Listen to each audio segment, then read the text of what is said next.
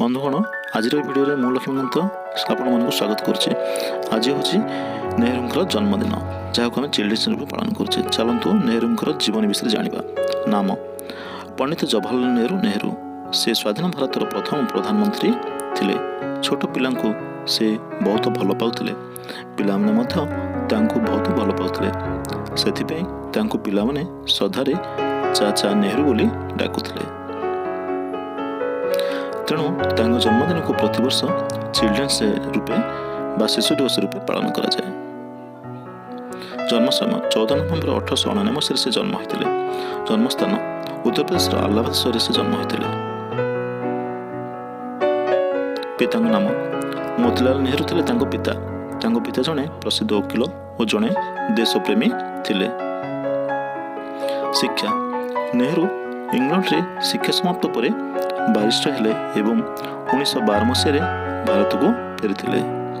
स्वाधीनता संग्राम नेहरू भारत में गांधीजी को भेटी स्वाधीनता संग्राम में सहयोग कले।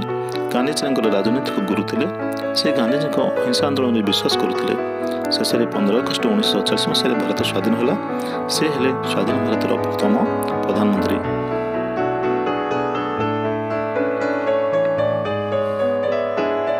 नेहरू युग द्वितीय विश्वयुद्ध पर से भारत में गठित मध्यवर्तीकालीन सरकार प्रधानमंत्री थिले। से निरवच्छिन्न भाव में मृत्यु पर्यंत प्रधानमंत्री थिले। 1946 रु 1964 मसीहा पर्यंत समय को भारत में नेहरू युग बोली कहा जाए। यही समय से भारत में विज्ञान और वैषयिक ज्ञानर विकास पर अक्लांत चेष्टा करथिले। नेहरू लिखित पुस्तक से 3टी बही लिखिथिले। सेगुड़ी हला 1 रे डिस्कवरी ऑफ इंडिया, 2 रे ऑटोबायोग्राफी, 3 रे ग्लिम्पसेस ऑफ वर्ल्ड हिस्ट्री। मृत्यु यही महान नेता मृत्यु 27 में 1964 मसीह होता।